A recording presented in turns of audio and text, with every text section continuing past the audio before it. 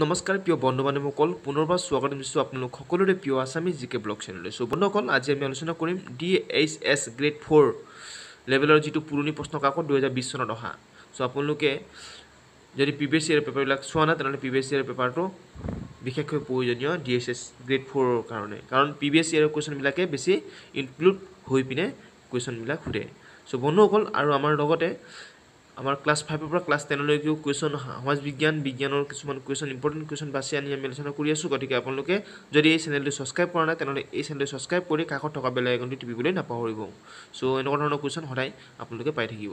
চ' আহক বন্ধুসকল পলম নকৰাকৈ এতিয়া ভিডিঅ'টো লৈ। চ' ফাৰ্ষ্ট কুৱেশ্যন, হুমায়ুনৰ পুত্ৰৰ নাম কি? হুমায়ুনৰ পুত্ৰৰ নাম হৈছে আকবৰ। আৰু নেক্সট কুৱেশ্যন, বাবৰৰ পুত্ৰৰ নাম কি? বাবৰৰ পুত্ৰৰ নাম হৈছে হুমায়ুন। এনেকুৱা ধৰণৰ কুৱেশ্যন আহি থকা দেখা যায়, আপোনালোকে চাই ল'ব। এইটো প্ৰিভিয়াছ ইয়েৰৰ কুৱেশ্যনবিলাক হয়।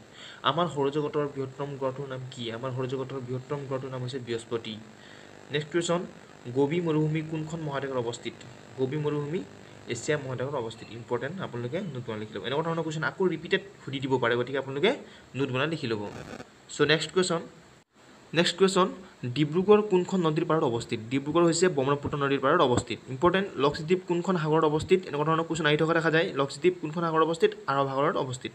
চ' নেক্সট কুৱেশ্যন, ভূটানৰ সৈতে কোনখন ৰাজ্য উমৈহতীয়া সীমান্ত আছে? ভূটানৰ সৈতে টোটেল 4খন উমৈহতীয়া ৰাজ্য আছে। মই 4খনেই কৈ দিম। ইয়াৰ ৰাইট এনচাৰ পশ্চিমবংগ, আৰু 3খন মই লগতে কৈ দিছোঁ, অসম, অৰুণাচল প্ৰদেশ আৰু ছিকিম, আৰু লগতে পশ্চিমবংগ। এই কেইটা হৈছে ভূটানৰ সৈতে উমৈহতীয়া সীমান্ত ৰাজ্য। আপোনালোকে নোট বনাই লিখি ল'ব।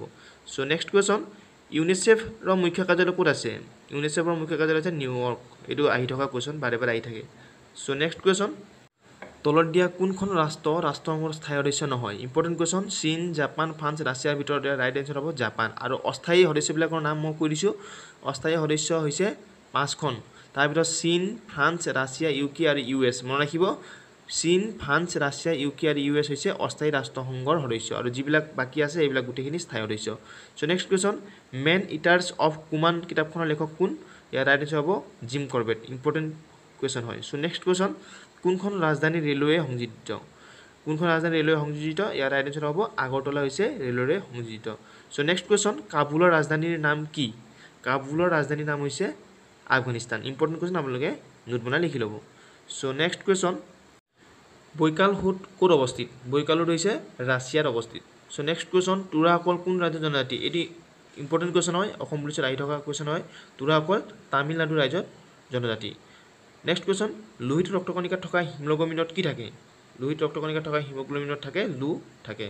চ' আজিৰ শেষৰটো কুৱেশ্যন, সাধাৰণ নিমখৰ ৰাসায়নিক নাম কি? ইম্পৰ্টেণ্ট কুৱেশ্যন, সাধাৰণ নিমখৰ ৰাসায়নিক নাম হৈছে ছ'ডিয়াম ক্ল'ৰাইড।